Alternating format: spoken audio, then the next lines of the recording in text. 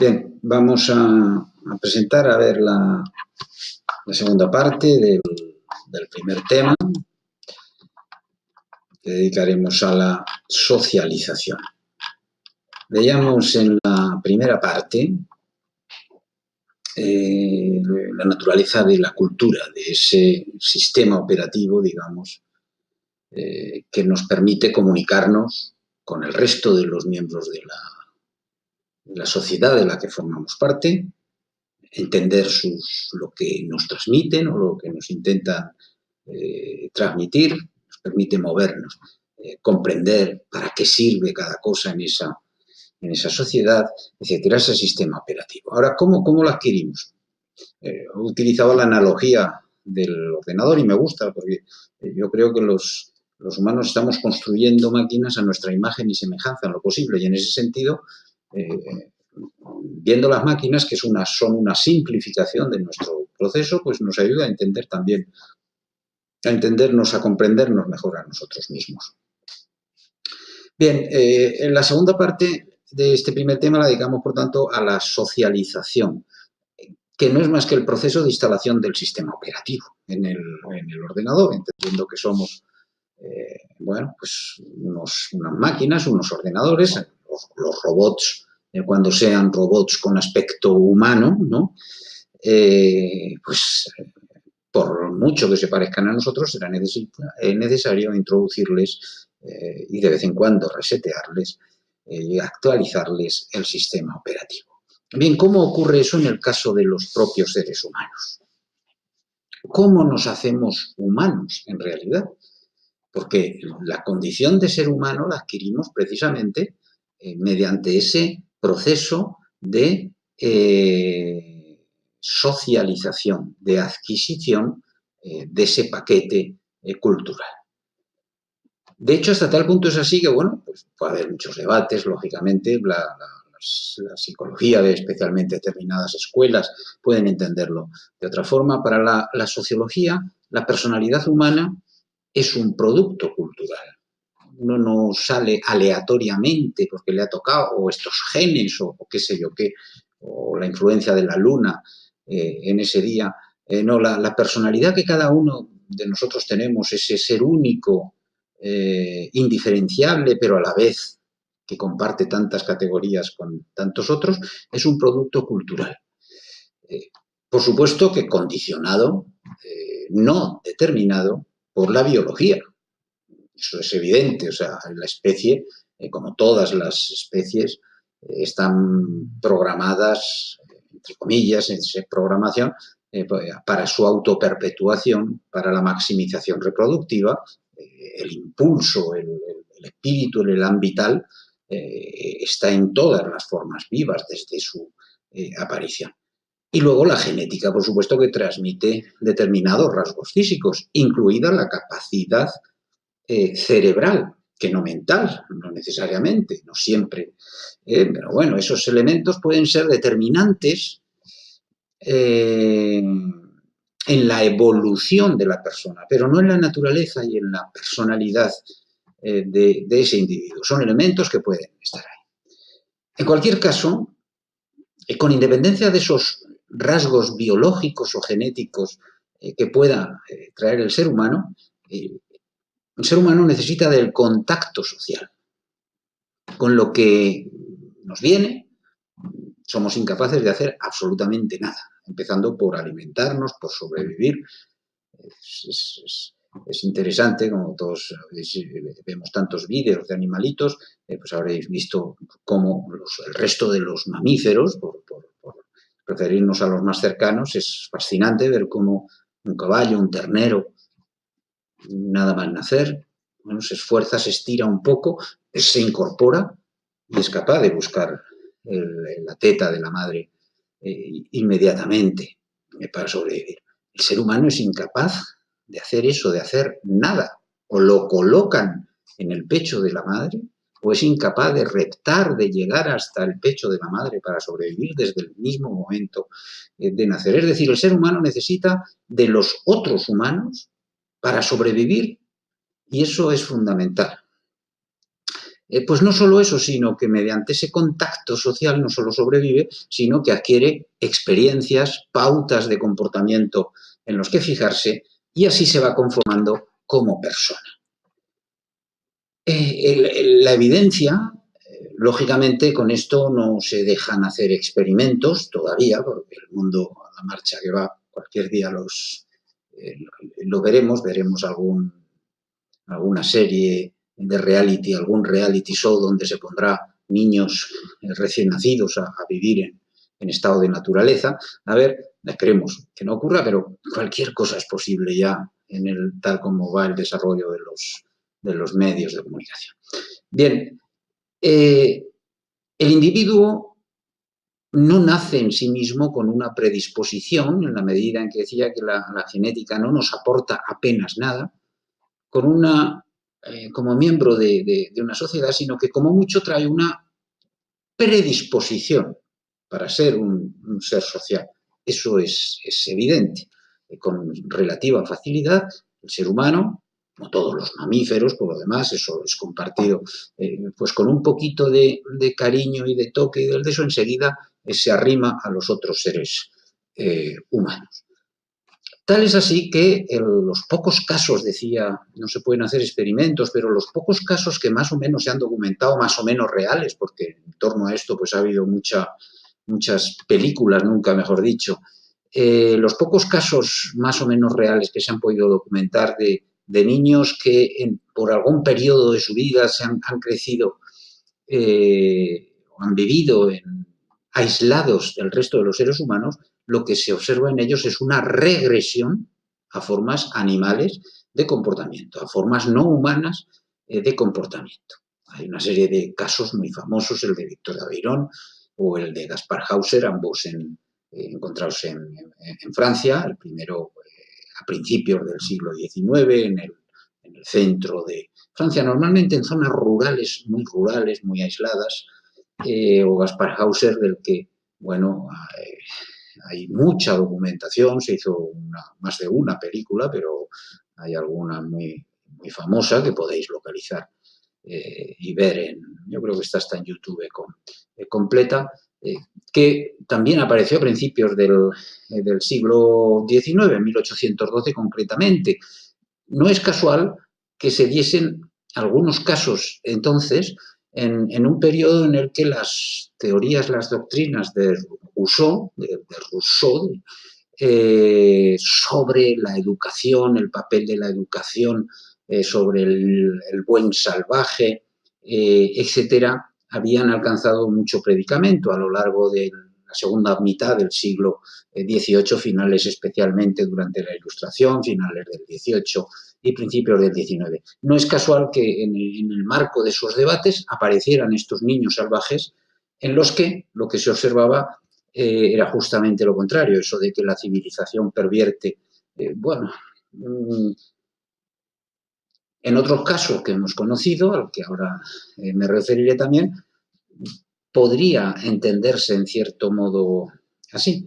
Bien, otro caso muy conocido es el caso de Jenny, una niña encontrada en los años 70, pues de estas que de vez en cuando aparecen en España también, en Galicia, de tanto en tanto aparecen, pues esto una niña que la tenían prácticamente desde la infancia, prácticamente atada a una silla y poco más, encerrada en un cuarto sin contacto con nadie, y la niña era incapaz de relacionarse con los seres humanos y tenía comportamientos pues, propios de otras especies animales. Su recuperación fue muy complicada, nunca fue totalmente recuperada. Un caso en España muy conocido, porque hay una película además estupenda que recomiendo, Viviendo con lobos o Viviendo entre lobos, no Bailando con lobos. Es el caso de Marcos Rodríguez, un niño que en una zona de Andalucía fue entregado a un cabrero, a unos pastores de niño. Ese pastor murió y desde los 11, 12 años él se quedó en el campo viviendo, compartiendo con animales, incluidos con lobos, de ahí su vida. Fue encontrado años después, Bien, en este caso, las características, lo que sabemos de la vida posterior de Marcos Rodríguez es que, aunque fue capaz de reintegrarse, ha sido, creo, vive todavía, capaz de reintegrarse en la sociedad, lo ha pasado muy mal. ¿Por qué? Porque pudiéramos decir que en el caso de Marcos Rodríguez y se cumple ese aserto rusoniano de que la educación, la sociedad pervierte al individuo, porque se trata de una persona con unos problemas de integración por su carácter de ignorante de la maldad, digamos, o de la... es alguien que le ha costado mucho sobrevivir porque es incapaz de percibir las segundas intenciones, en la ironía, siquiera. Su mente funciona con unos parámetros muy básicos de funcionamiento, los que corresponden pues bueno, a esos funcionamientos básicos de estímulo-respuesta de los animales. Bien, por tanto, para bueno, quien se ha detenido a pensar en esto, está claro que sin socialización no hay humanidad. No podemos hablar de seres humanos propiamente dichos. Podemos hablar de seres humanos en el sentido de seres vivos que forman parte de nuestra especie, de los cuales nos sentimos co-responsables, o sea, no hablo en ese sentido, pero no alcanzan la plena condición de humanidad. La humanidad, la condición de humanidad, nos la da el hecho de estar, de formar parte, de participar justamente de los elementos de esa sociedad. Por eso, en su momento aparecerá cuando se producen situaciones de estigmatización, de negación de la condición de parte de la sociedad, se habla de deshumanización. Campos de concentración, situaciones, secuestros, etcétera, sectas, etcétera, hablamos de... Bien, centrándonos en los conceptos de nuevo, hablamos de socialización y de personalidad como un producto social. ¿Cómo definimos la socialización? Pues la socialización es el conjunto de experiencias que acumula un individuo a lo largo de su vida, y a través de las cuales, pues digamos que desarrolla su potencial humano, se hace humano. Virtualmente somos humanos, pero desarrollamos esas capacidades con el propio proceso vital, aprendiendo a cómo desarrollarlo. Y aprende las pautas culturales de la sociedad, que a su vez transmitirá a otros individuos en una cadena inacabable. Bien, es importante insistir ya en esa idea de que la socialización es el conjunto de experiencias de un individuo a lo largo de su vida. Veremos a ello porque normalmente pensamos en la socialización solo en la socialización primaria, la familia, la escuela, etcétera, pero la socialización es un proceso inacabable, digamos.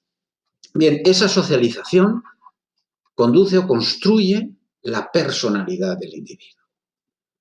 ¿Qué es la personalidad? Pues es un entramado relativamente consistente. Claro, la perspectiva de algunas, especialmente de la psicología tradicional, de la personalidad como algo que te toca y uno es así. Bueno, la personalidad sabemos que cambia, es moldeable, es modificable, pero tiene una cierta consistencia, realmente. Es un entramado relativamente consistente de formas de pensar, sentir y actuar de una persona. Determinado, ¿por qué? No por las fuerzas de la naturaleza, sino por el sistema de valores y normas que ha sido interiorizado por esa persona en el proceso de socialización. Bien, la socialización, por tanto, construye la personalidad, es decir, nos instala ese sistema operativo que nos hace funcionar. Bien, para entender este proceso, hay muchas más aportaciones, muchas más perspectivas, pero vamos a ver apenas algunas de las principales aportaciones que nos ayudan a entender ese proceso de socialización. Nos detendremos en lo que Sigmund Freud, un médico psiquiatra importantísimo por el desarrollo del psicoanálisis, pero por otras muchas cuestiones. hizo un análisis de la cultura y del impacto de la cultura que ha influido durante todo el siglo XX y sigue influyendo a muchas formas de pensamiento, con independencia de que el psicoanálisis, esa técnica suya, tenga más o menos éxito, sea más o menos considerada por la medicina oficial, etcétera. Lo que interesa y nos interesa aquí de Freud es su teoría de la cultura, no el...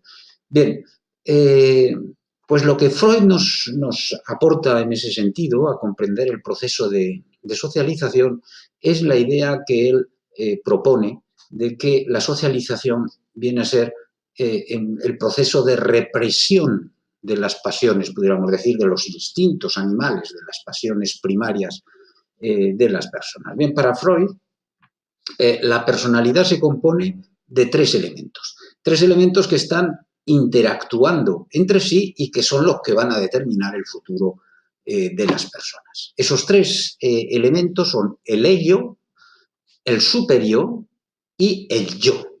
Bien, el ello, digamos que es el lugar del subconsciente donde están las pasiones, las pulsiones básicas.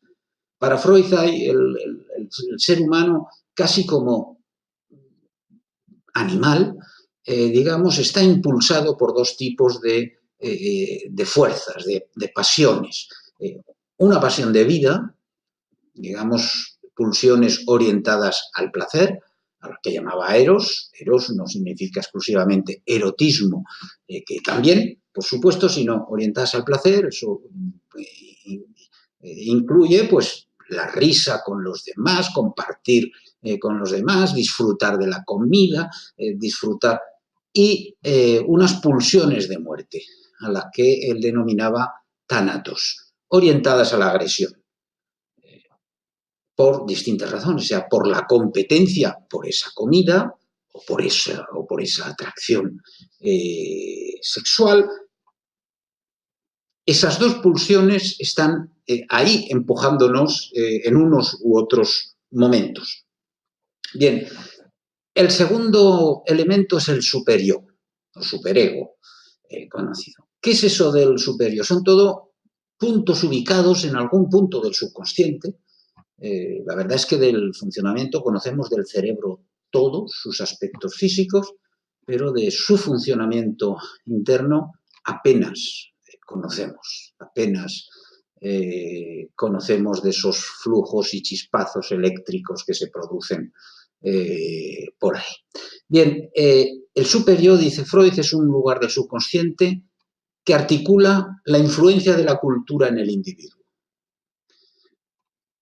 Es decir, que le va marcando los límites morales de la conducta a la que esas pulsiones de vida o de muerte le impulsan.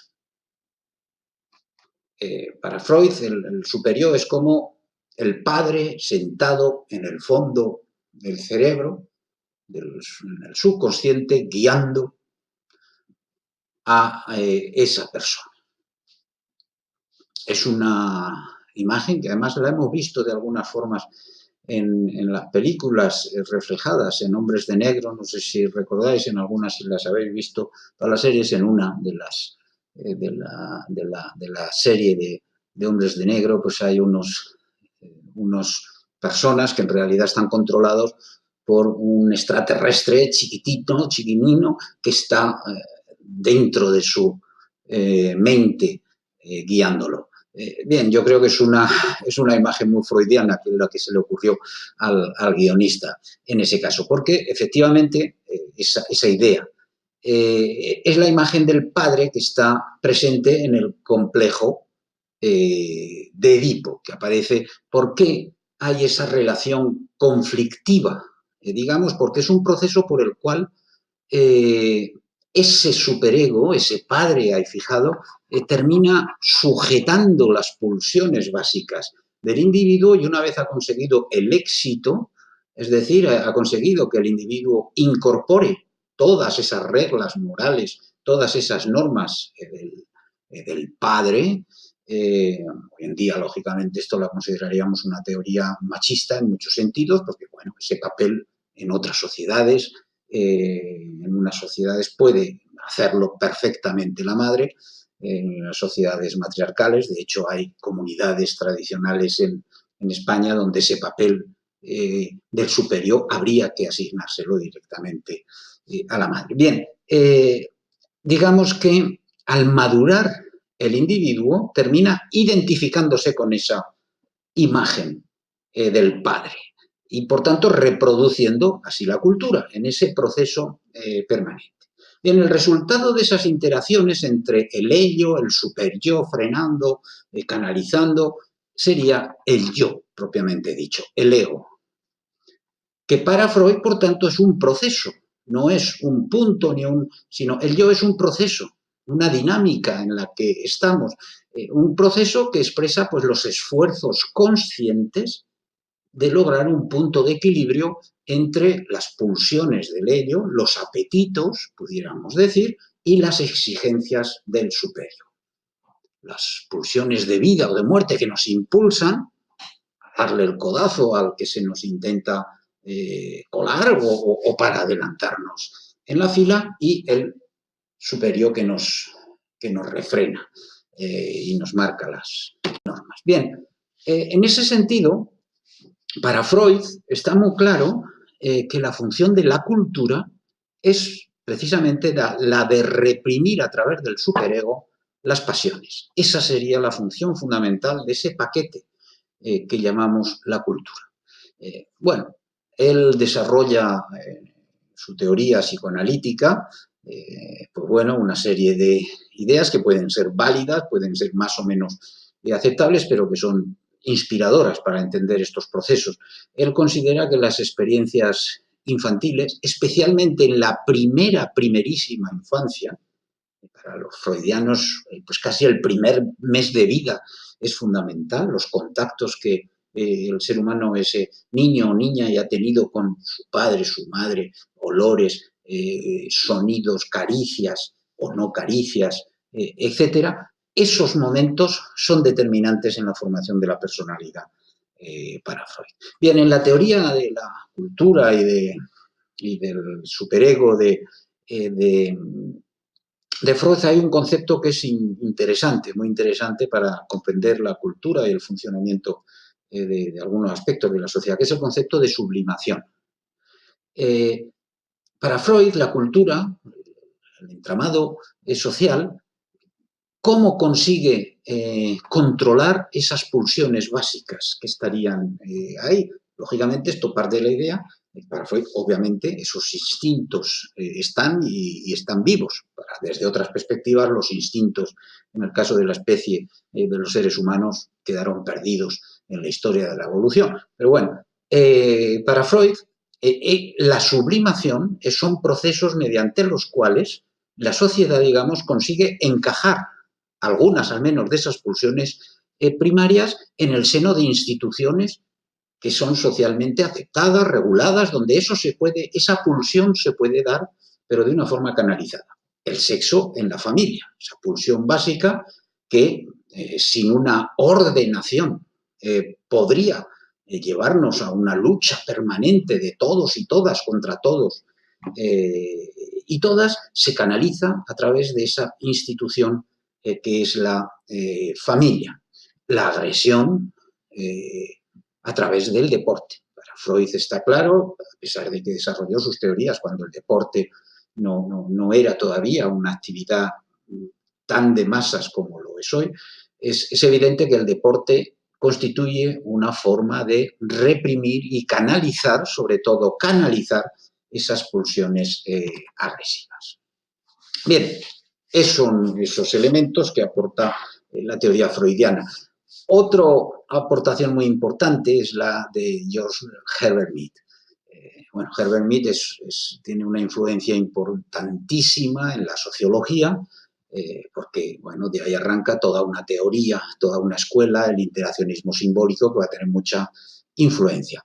Va a ser una influencia fundamental en el desarrollo de la psicología social. Es esa disciplina que está a caballo entre la psicología y la sociología. De hecho, se estudia en ambas titulaciones como especialidad, aunque sean perspectivas ligeramente distintas. Bien, ¿qué nos aporta Freud? Pues es la idea de la construcción social de la persona. Bien, Mead pertenece a la escuela de uno de los primeros psicólogos que analizaron el proceso de la influencia, digamos, del entorno en la personalidad y que desarrollaron una de las escuelas, primeras grandes escuelas con pretensión de científicas, que es el conductismo. Bien, lo que hace Mead es partir de la teoría conductista de Watson y construir un conductismo social, podríamos decir. Bien, Watson analiza cómo el entorno influye en la conciencia, en la personalidad de los individuos. Mead va a ir más allá y entiende que la propia conciencia de los individuos se construye a partir de la experiencia social en interacción con el entorno. Es decir, va más allá, digamos, esa personalidad es influida por el entorno, pero en el proceso de relación, en la experiencia vital con ese entorno, puede transformar a su vez el entorno. Porque el individuo es un actor que actúa también en ese proceso, no es un mero receptor de influencias externas. Bien, Mead desarrollará un concepto básico que es el self. El self, que no existe una traducción de esta partícula clara en español, sería el auto. Bueno, el self-made man, el hombre hecho a sí mismo, alguien que se autocrea. Bien, ¿qué es ese self? Es una dimensión de la personalidad que está compuesta, por un lado, por la conciencia y la imagen que de sí mismo tiene el sujeto. Pero esa imagen, lógicamente, se desarrolla como consecuencia de la experiencia social. El sujeto de sí mismo, en principio, no puede tener otra imagen que la que le devuelva un espejo, si hay. Es decir, la imagen de su conciencia, de su forma de su ser, solo la puede adquirir a través de otros, a través de la experiencia. En ese sentido, es un self especular. Es el espejo social también. Un self especular que para mí está compuesto también de tres componentes. No se corresponde exactamente con Freud, aunque bueno, en otros cursos utilizo un esquema en el que unificaba estas y otras teorías que tienen alguna correlación, pero no se relacionan. Bien, para mí el primer componente es el yo. El yo como sujeto de la acción. El actor, la base de la acción humana está en el yo. Los humanos actuamos por iniciativa propia y no solo en respuesta a estímulos externos, dice Mead, alejándose en ese sentido, por tanto, del conductismo psicológico básico. Uno puede construir sus propios deseos, sus propias necesidades en base a un análisis de sus experiencias, etc. El mí es el objeto de la acción. Yo voy a hacer esto, hago esto. El mí es el objeto de la acción, que es yo soy visto haciendo esto por otros. Y me muestran en un espejo qué es lo que ellos me ven haciendo. Porque quizá yo estoy haciendo una cosa, pero enfrente están viéndome hacer otra. Quizá yo estoy pidiendo una ayuda para algo y de enfrente quizá están viendo a alguien que quiere escaquearse de algo.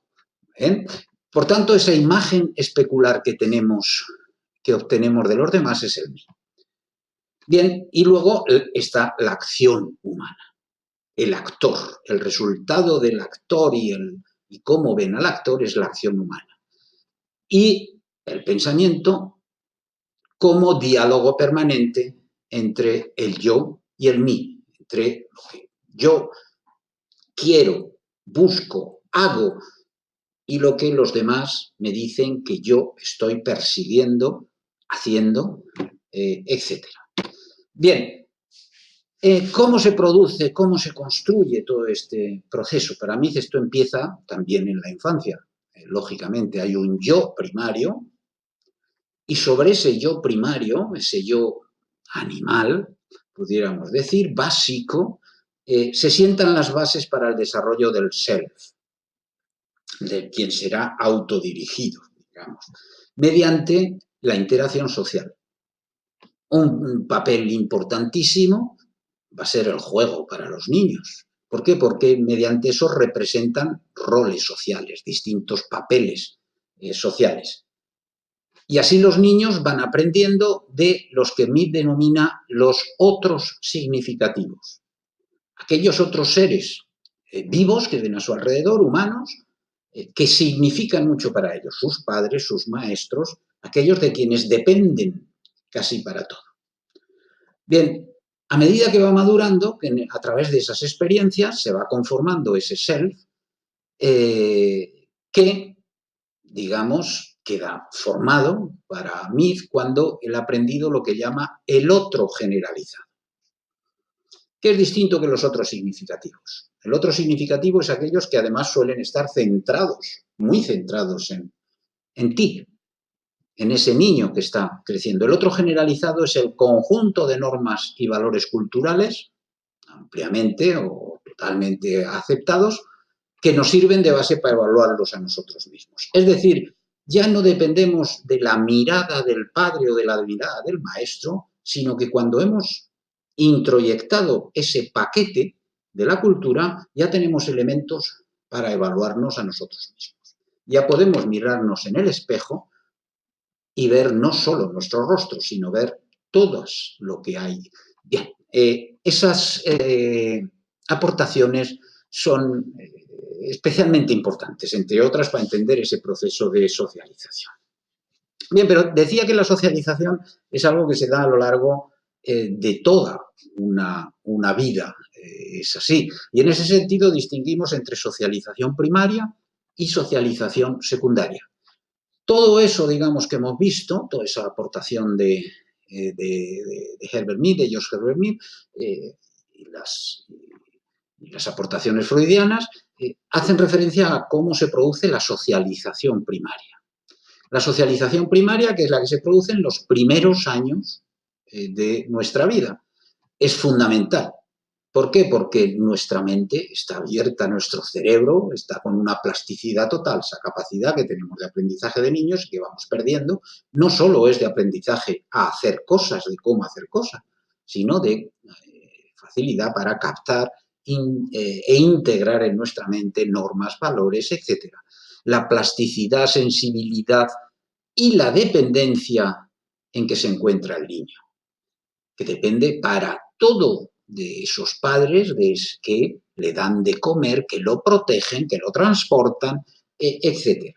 Bien, ¿eso qué significa?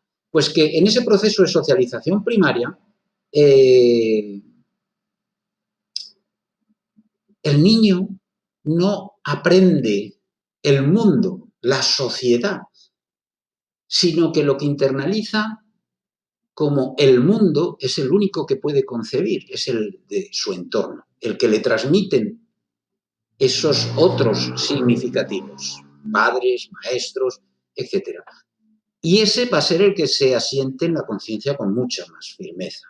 Por eso esas influencias infantiles, aparte de lo que dijera Freud, pues es evidente que desde la teoría del interaccionismo simbólico se ve también con claridad. ¿Por qué? Porque hay una adhesión emocional a esos otros significantes, hay una identificación. ¿Cómo no se va a identificar uno con el papá que lo tiene en brazos y está gritando por el partido, por el equipo que está perdiendo o ganando, o está gritando como un energúmeno contra un político o qué sé yo qué? Ese niño que está ahí abrazado está recibiendo de una forma emocional, adhiriéndose de una forma emocional a la comunidad, a su comunidad.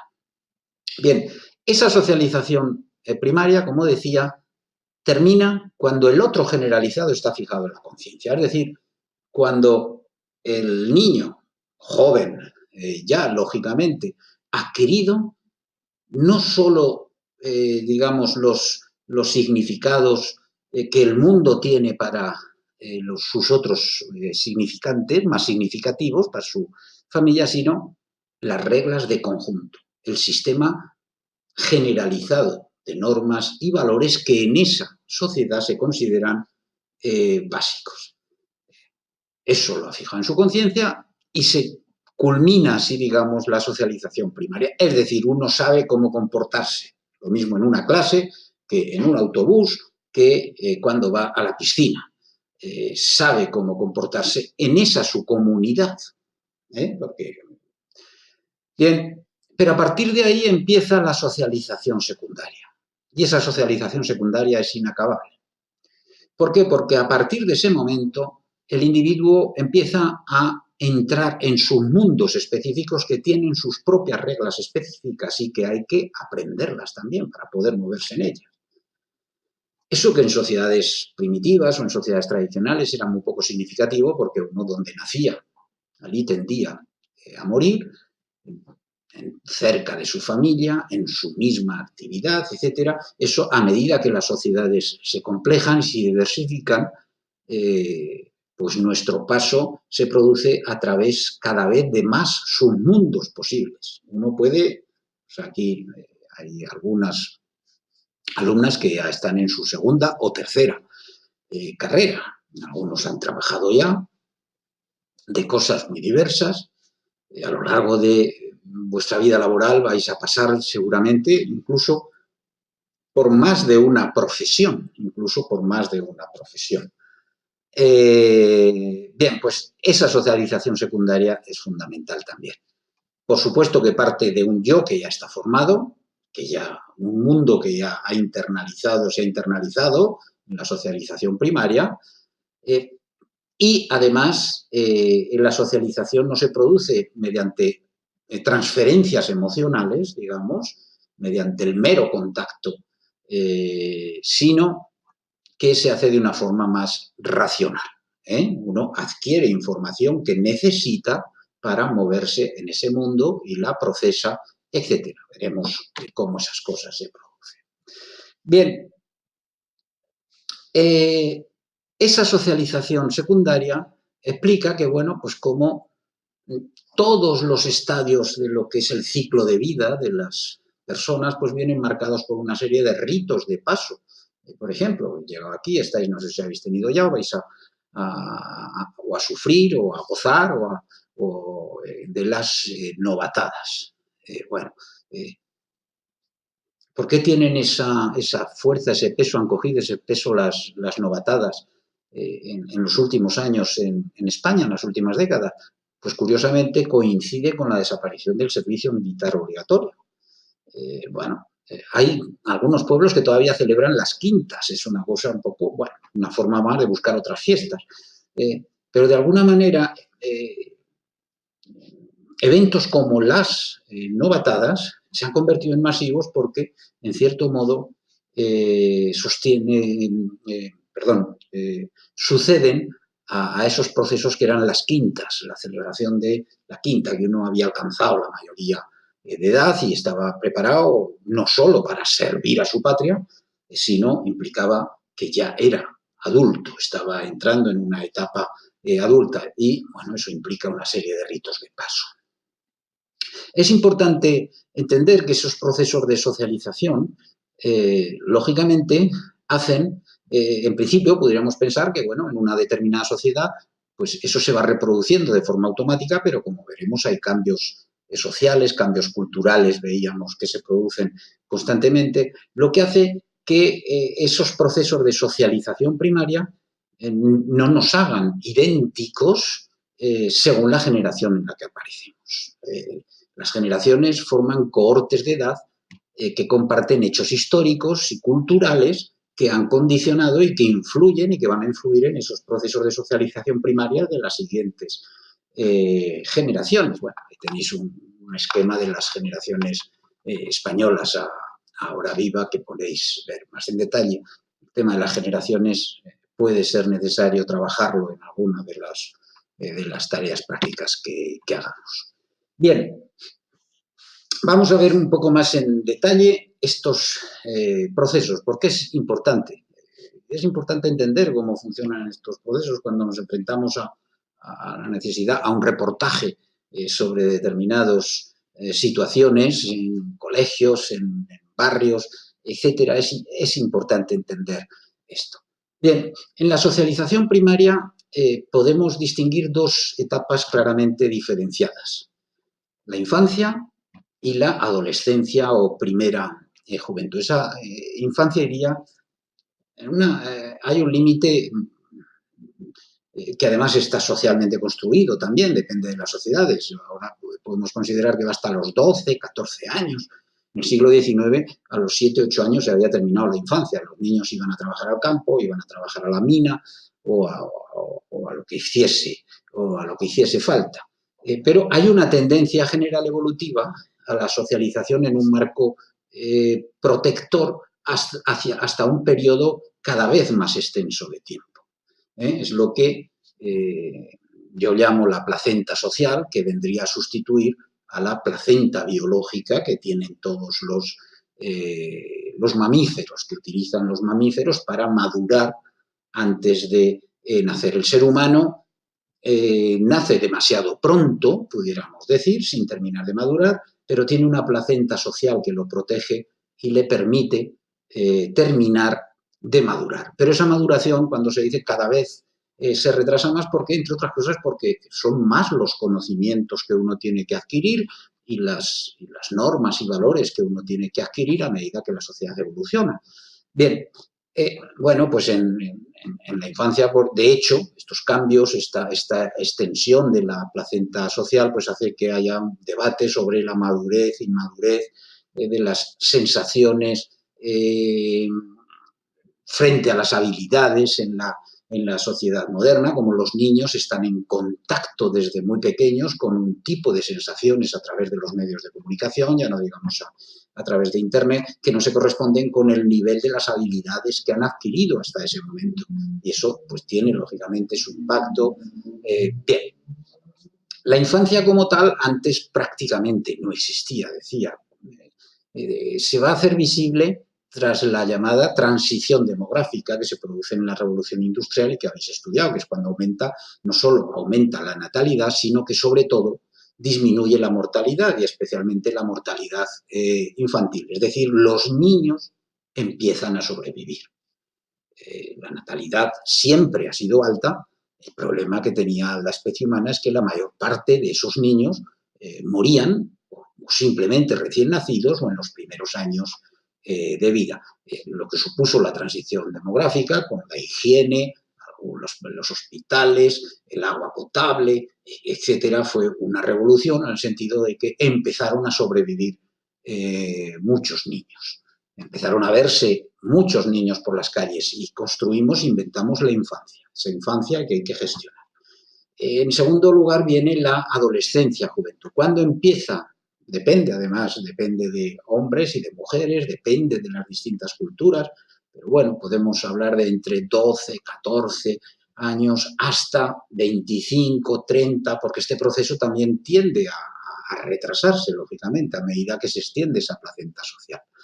La adolescencia, la juventud en sí, es también una construcción social de la sociedad industrial, que, bueno, a partir de un momento determinado, pues precisa personal técnicamente capacitado y establece que hay un periodo de formación, de capacitación entre la infancia y el mundo o la era o la época o la etapa productiva de los seres humanos. Antes se pasaba sin solución de continuidad. Uno iba aprendiendo como aprendiz, pero aprendía como aprendiz ya trabajando, sea aprendiz de su padre agricultor, de su padre artesano, en el taller artesano ajeno, etcétera. La sociedad industrial puso en evidencia que se necesitaba un periodo formativo específico para adquirir las habilidades mínimas, etcétera. Bien, este periodo es fundamental porque es cuando los individuos construyen su identidad, terminan de fijar ese sistema operativo, digamos, influenciados por la familia, por la escuela, que han tenido esas influencias, pero aquí van a tener un papel fundamental los grupos de iguales, los más media, hablaremos luego de los medios de socialización. La variabilidad cultural en los estilos de juventud, pues muestra que hay factores no solo psicológicos. Cuando hablar de los jóvenes en general, no es decir mucho, porque los procesos, la clase social, pues bueno, es fuertemente determinante del tipo de socialización que se da en la juventud y encontramos diferencias subculturas étnicas, diferencias religiosas que determinan juventudes diferentes. Por lo tanto, hablar de juventud a secas. Bien, en cuanto a la socialización secundaria, hay una serie de etapas también que en el ciclo de vida del ser humano se van cumpliendo. Hay una etapa adulta, que iría de entre los 25, 30, 35 a los 40, 45, ahora ya, en que los rasgos de la personalidad están ya definidos, pero pueden ser modificados por ciertos acontecimientos. Impacto, una guerra, una catástrofe, etcétera. Igual que desde la perspectiva psicológica, pues hay determinados procesos, un divorcio. Bueno, las personas en ese periodo es cuando intentan alcanzar metas que se han marcado. Cuando empiezan a desempeñar los roles a los que hasta ese momento solo han jugado. Paternidad, maternidad, liderazgo, jugaba a ser el capitán general en las batallas, pero ahora le toca ser, pues a lo mejor, el coordinador de un grupo de trabajo. En este periodo es cuando van a ser socializados en las organizaciones formales del mundo de trabajo, que han aprendido cómo funciona ese término de organización formal en su paso por la escuela, por el instituto. Van a ser socializados en esas organizaciones formales como a través de los grupos de iguales. Cuando uno entra a trabajar en un sitio, sus compañeros le instruyen sobre cuáles son las costumbres en ese sitio. Bueno, pues aquí venimos con chaqueta o aquí venimos de forma informal. A los jefes no les gusta que nos vayamos un minuto antes, lo que sea. Uno va introyectando esos elementos, los aprende a través de esos grupos de iguales. Bien, y luego viene la etapa adulta propiamente dicha. Los años centrales de esa etapa adulta que irían de los 40, 40 y algo a los 60, 60 y algo. Es una época en la que el ser humano en las sociedades hasta ahora, pues ahora como bueno, la esperanza de vida se amplía de forma tan acelerada, bueno, pero era la época en que se hace balance. Y para la mayoría de las personas suele ser el momento cumbre en su vida, cuando se alcanza el nivel profesional más alto, etc. Y aquí la socialización sigue siendo necesaria. Uno ya conoce las reglas sociales básicas. Uno ya conoce también, digamos, los roles que se pueden desempeñar.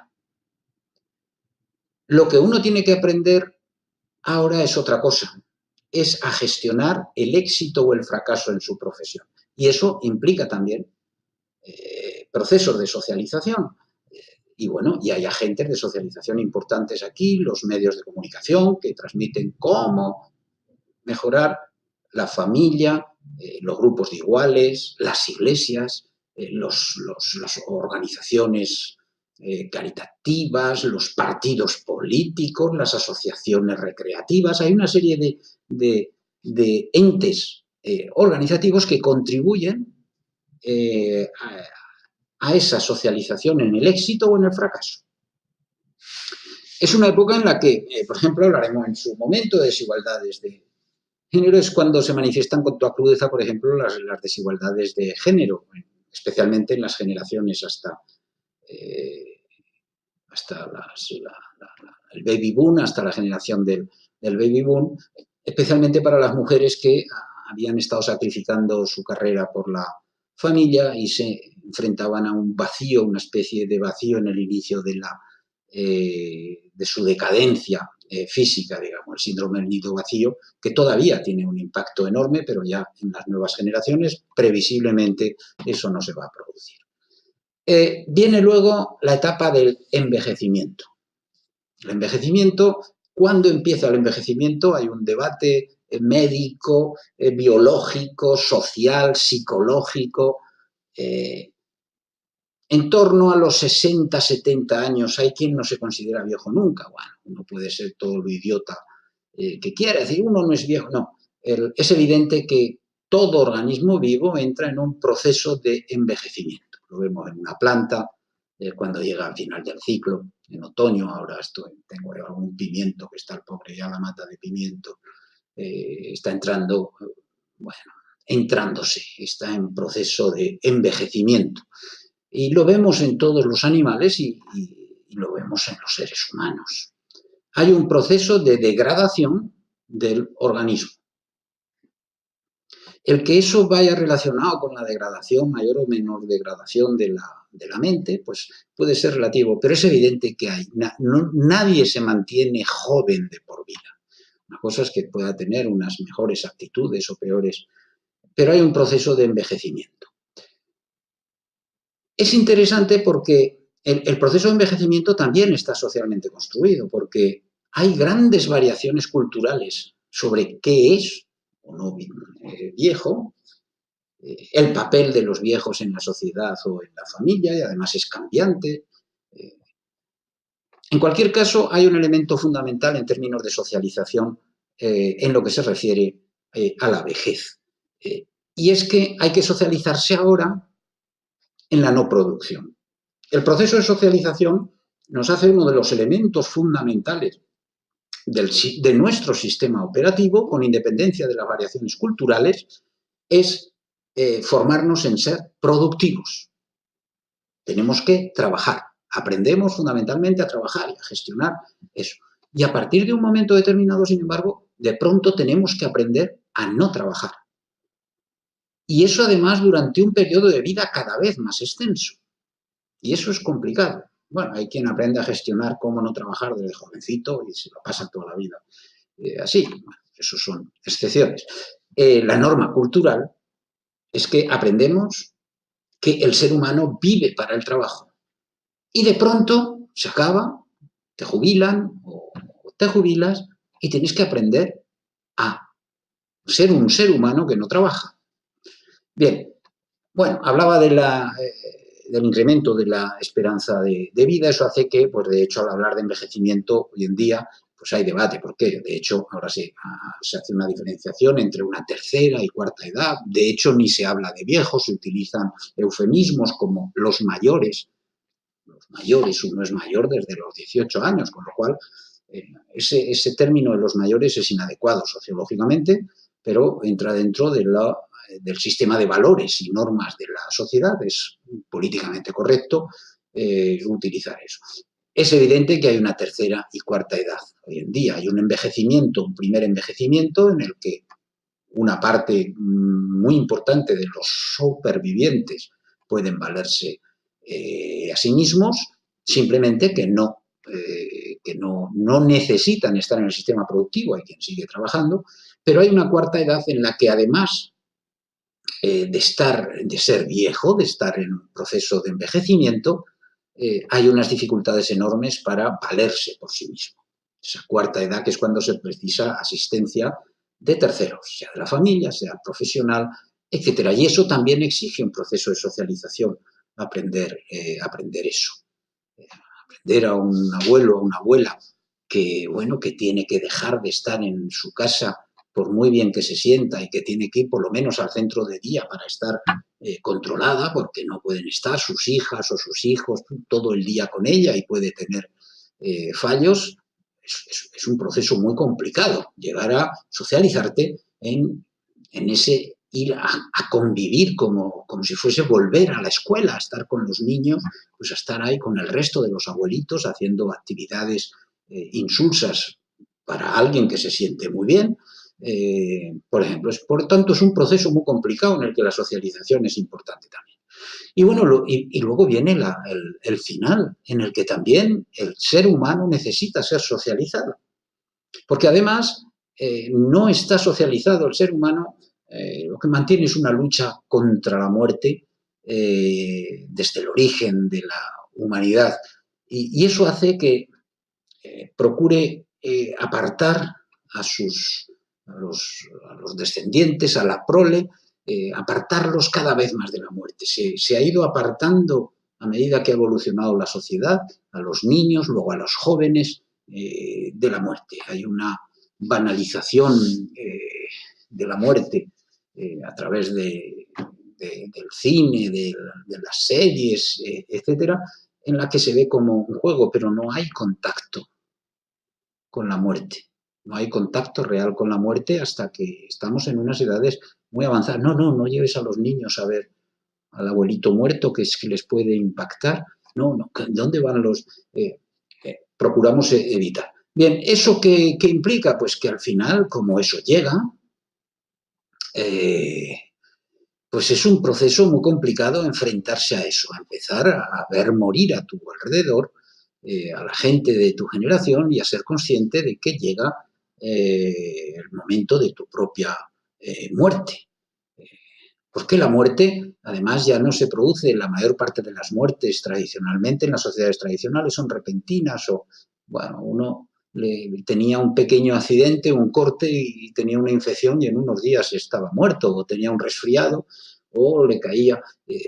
Hoy en día morirse cuesta mucho, pudiéramos decir, es un proceso largo de decadencia física y a la vez con expectativa de muerte, porque tarde o temprano está ahí, pero un proceso largo de decadencia. De ahí que han aparecido esos debates sociales en torno a la eutanasia, al límite, dónde poner el límite. En cualquier caso, es un proceso que hay que aprender. El sistema médico hospitalario, las iglesias, hay una serie de instituciones que son instrumentos de socialización en la muerte, que ayudan al individuo a socializarse en ese paso último que tiene que dar. Bien, por tanto, el proceso de socialización secundaria es inacabable.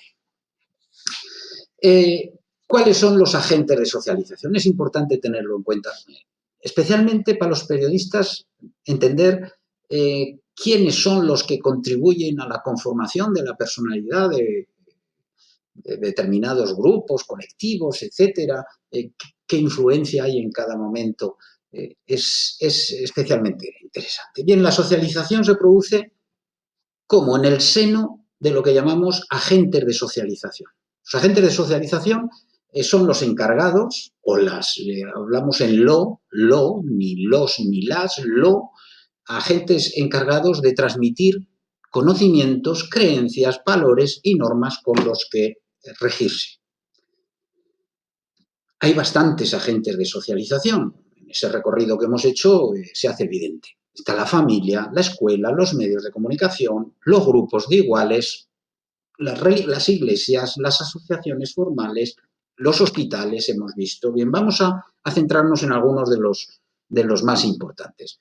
Primero, la familia. Bien, la familia es la institución que garantiza la supervivencia y la primera adaptación del individuo. La estudiaremos después como institución. Bien, como agente de socialización es fundamental, por tanto, porque es el que va a imprimir en el individuo la primera imagen de sí mismo y del mundo, y la más perdurable.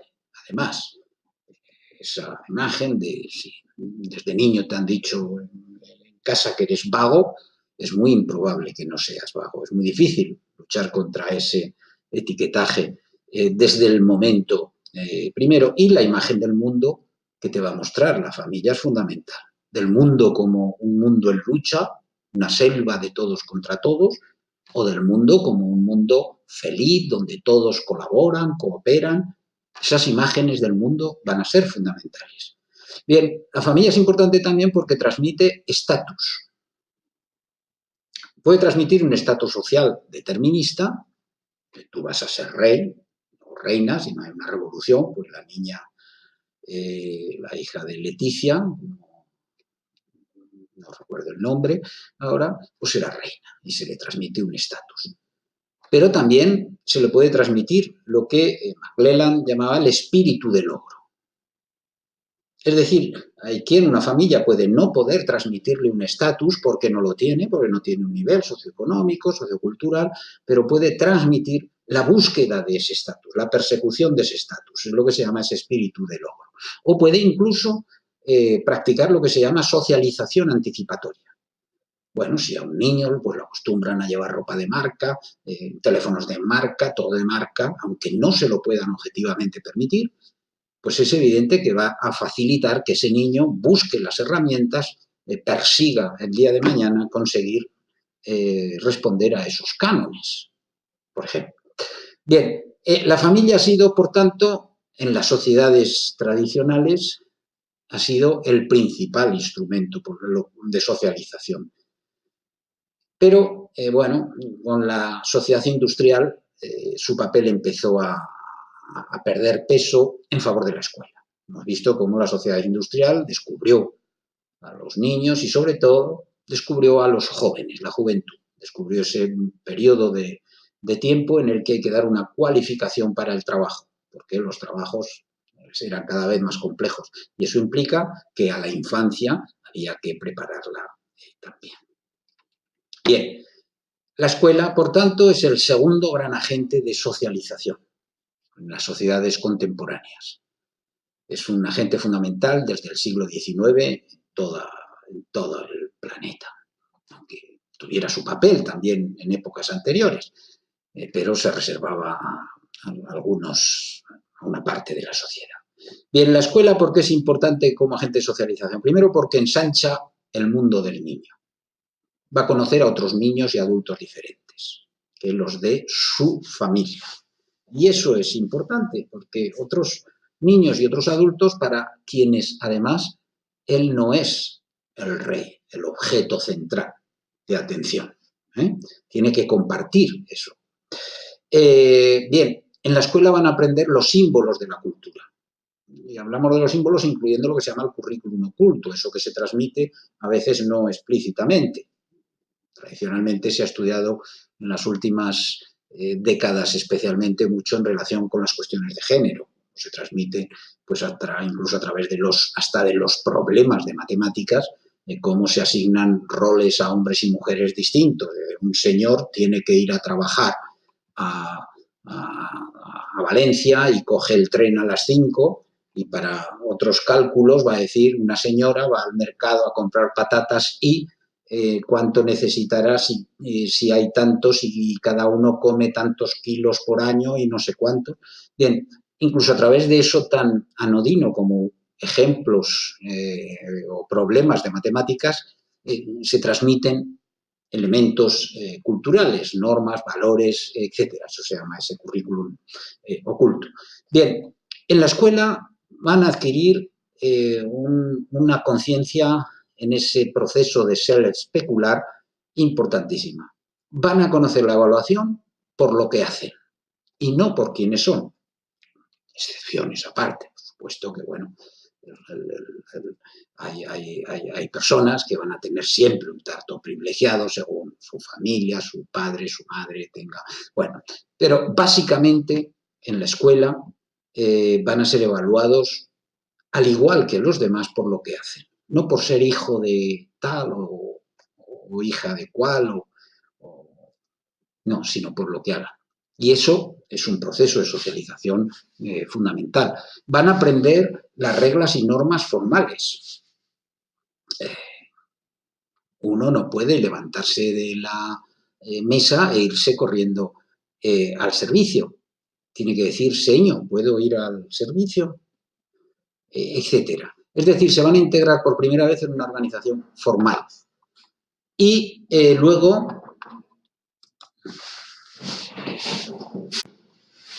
bien, seguimos tras una pequeña interrupción. Decía que en la escuela además los niños van a aprender las reglas formales, van a estar por primera vez en lo que llamamos una organización formal.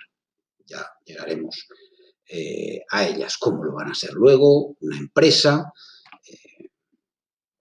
Bien, En cualquier caso, la función socializadora de la escuela, en la que ocupó una parte importante del espacio que tenían las familias, en la sociedad, en lo que llamamos la sociedad de la información, que se empieza a constituir desde mediados del siglo XX con la irrupción masiva, la llegada a todas las capas sociales de los medios de comunicación de masas, va a perder peso como tal frente a estos nuevos agentes socializadores que son los mass media, los medios de comunicación de masas. Bien, son hoy el día, junto a la escuela y la familia, los agentes fundamentales de socialización. ¿Hasta qué punto influyen más o menos que la escuela o la familia? Bueno, está sujeto a debate, a análisis. En mi opinión, influyen ya más que la escuela, pero no tanto como la familia, porque la familia empieza a influir en esos estadios en los que nuestra mente está más plástica, con más capacidad de adquirir. El problema también es que los media, los medios de comunicación, también es cierto que empiezan a impactar desde edades cada vez más tempranas. Bien, cuando hablamos de medios de comunicación, hay esa denominación que utilicemos, no me gusta utilizar las terminologías anglosajonas, pero esa terminología de mass media hace referencia a que va algo más allá de los medios de comunicación. Cuando hablamos de los medios, hablamos de los medios de comunicación de masas, prensa, radio, televisión, etcétera, Internet como una nueva tecnología, sino del conjunto también de la industria del ocio multimedia, que está totalmente interrelacionada, forma parte del complejo de los medios, cine, videojuegos, etcétera. Bien, hace ya muchos años que está evidenciado que los niños pasan más horas con la televisión que en la escuela, por lo menos desde los años 60, 70 del siglo pasado en los países desarrollados. Si ahora añadimos al resto de los media, Internet y el resto de elementos que empiezan a ocupar ya más espacio que la televisión como tal, pues la evidencia es que ahora mismo los niños y jóvenes, es decir, todos quienes están en ese proceso de socialización primaria, están no solo más tiempo que en la escuela, en realidad están más tiempo que en interacción plena con la familia, porque uno puede estar en su casa más horas que delante de una pantalla, pero el que esté en su casa no significa que esté en interacción con su familia. Hoy en día la interacción con la familia se reduce prácticamente a las horas de comer, a los momentos de transporte y poco más, y a los tiempos de ocio que se puedan compartir, pero la mayor parte del tiempo, el tiempo que los niños y jóvenes no están en escuelas o institutos, o están con los amigos, o están en actividades secundarias, o están frente a la pantalla, o bien de la televisión, o bien del ordenador o de la tablet o del smartphone. Es decir, en interacción con la familia, recibiendo memes socializadores, están muy poquito tiempo. Por tanto, podemos considerar que hoy en día ya los media son el agente de socialización más importante en nuestra sociedad. Porque además la acción de los medios de comunicación de masas es una acción persistente, difusa y global. Es persistente, ¿por qué? Porque los mensajes se repiten de una forma mucho más machacona que la madre o el padre insistiéndonos en hacer la cama o en X cosas. Es persistente, uno sale, desayuna escuchando unos mensajes, sale a la calle y los ve en carteles en los mismos mensajes, luego pone la televisión, ve los mismos mensajes. Es difusa porque en ese sentido uno se la encuentra en todos los sitios los mensajes, y es global porque, bueno, uno va a Nueva York y se encuentra con los mismos anuncios con los que se encuentra en Madrid o en Badajoz o en Villanueva de la Serena. Los medios de comunicación transmiten la cultura dominante, en ese sentido son agentes de socialización con los valores de las clases hegemónicas de cada sociedad, pero tienen una particularidad. Y es que son los agentes de socialización que permiten, en la medida en que son los principales agentes de difusión cultural, permiten entrar a los elementos de cambio cultural. Es decir, facilitan el cambio social, el proceso de uniformización cuando hay un cambio cultural, se produce a través de los medios de comunicación, porque esos cambios culturales tardan mucho más en llegar a las escuelas, al sistema educativo, incluso a las familias, mientras que los medios de comunicación los captan rápidamente y sí, las clases hegemónicas de esa sociedad los aceptan, los incorporan, pues a través de los medios se difunden rápidamente. Bien, es importante también porque es quizás con la familia, pero incluso con la familia se termina uno rompiendo, cambia de familia. Uno es influenciado por la familia de la que procede, pero luego forma su propia familia. Bien, sin embargo, los medios de comunicación de masas están ahí a lo largo de todo el ciclo vital. A lo largo de todo el ciclo vital. Entonces, es una acción muy persistente. En la sociedad telemática, en cualquier caso, como tales medios, empieza a perder peso. ¿A través de qué? De las redes sociales, de las que ya no nos ocuparemos como agentes de socialización. Esas redes sociales tienen una conexión con el último agente de socialización que vamos a ver, que son los grupos de iguales. Los grupos de iguales son uno de los mecanismos clásicos de socialización, como grupos de edad. Hablaba antes de las quintas, del salir quinto, los grupos de edad han sido fundamentales siempre en las sociedades preindustriales. Tanto es así que todavía quedan algunas tribus en África que mantienen a los adolescentes viviendo separados durante un periodo. Bien, esos grupos de iguales, en cualquier caso, aunque esos corresponden a las sociedades primitivas, en las sociedades modernas y contemporáneas existen a distintas edades tradicionalmente. Y son importantes como agentes de socialización. ¿Por qué? Porque socializan fuera de la organización formal o en determinadas subculturas o en contraculturas. Los grupos a través de los amigos, de los conocidos, de los compañeros, de la pandilla, uno entra en contacto con determinadas subculturas, como la de la droga o como o subculturas delincuenciales o subculturas de otro tipo, religiosas, ONGs, el mundo, o en contraculturas. Uno entra a través de esos grupos de iguales en contacto con movimientos sociales alternativos, anticapitalistas o anti lo que sea, anti el sistema dominante. Los grupos de iguales son importantes también, ¿por qué? Porque hemos hablado antes de la socialización anticipatoria que se practica en determinadas familias. Bien, pues son importantísimos en las organizaciones formales en ese sentido. Porque uno entra a una empresa a trabajar y esos grupos de iguales pues le van a enseñar, como decía antes, cómo debe vestir, cuáles son las prioridades, cómo funcionan los jefes o cuáles son los niveles de tolerancia respecto a determinados comportamientos, etcétera.